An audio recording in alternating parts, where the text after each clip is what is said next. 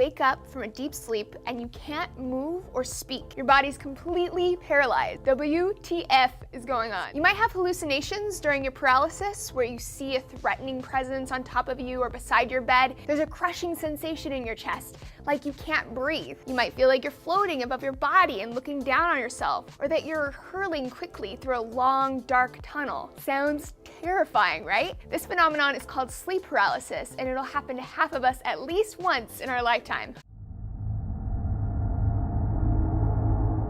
The Chinese call it gui ya, which means ghost pressure, and they believed that a ghost would sit on the sleeping person. Europeans interpret it as abductions by a witch who would assault you and force you to take a fast ride on a broomstick. In the West Indies, it was called kokma, which referred to a ghost baby who would jump on you and attack your throat. And 4 million Americans, to this day, believe it to be an alien abduction in their sleep.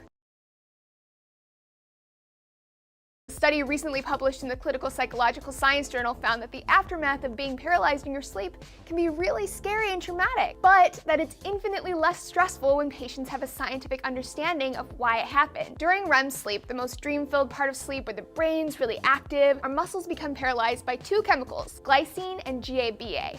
This muscle paralysis is important because while you're dreaming, you might be fighting off dragons or running off a cliff, and I'm just guessing here, but you probably don't want your body acting that out. Sleep paralysis then happens when you wake up and the glycine and GABA are still being released. Cue paralysis and hallucinations and general freakiness. The good news is that even though it's frightening, it's never dangerous, and it only lasts a few moments. So what you just learned about was the amazing phenomena of sleep paralysis.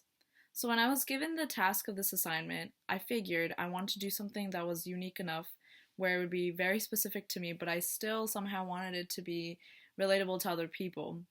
So I figured, and I concluded after thinking a lot about it, that I would do sleep paralysis because it is a very common case that many people I know, and scientifically it's also proven that a lot of people experience. And this is something that I have had many personal accounts on for like the past 4 to 5 years of my life. It began my freshman year of high school, and I'm a sophomore in college now, so it's been quite a ride for me. And it sounds like it's really scary, and it is. It's extremely terrifying, and you don't really know what to do at that moment when it's happening for you, especially in the beginning stages, because eventually you kind of understand like little tips and tricks like how to get rid of it.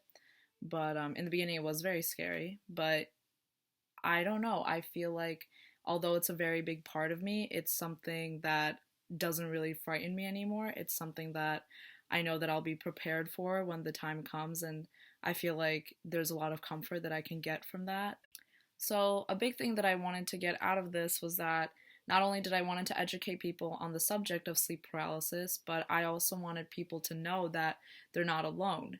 And I know it's an extremely terrifying thing, and you don't really know where to go about it once it first happens to you, because I remember feeling very vulnerable and confused and very perplexed by this whole phenomena, and I did a lot of research on it eventually, and when I became more accustomed to it throughout my experiences, I learned that there are little things that you can do while it's happening to alleviate the action of you being awake while your body is sleeping. So a couple things that I learned now is that I like wiggle my toes, which is like kind of weird, but it shows that there is some sort of movement going on in your body that kind of then transitions into your entire body moving on its own. So that kind of triggers it to wake up. And other things is that I am very conscious about my breathing, and once I pay attention to my breathing and I don't just go crazy and I start feeling like all these hallucinations and hyperventilations, like I just become very conscious of my breathing to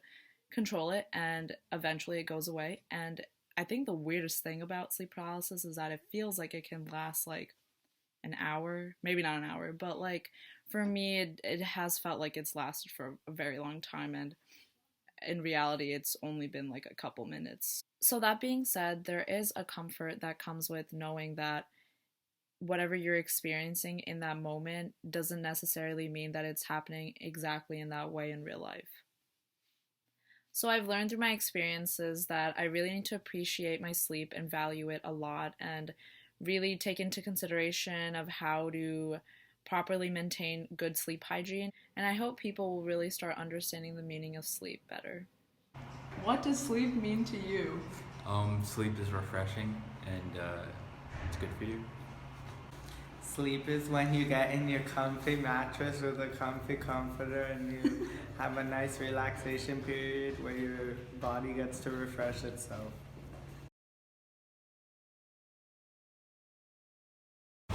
Sleep means temporary death.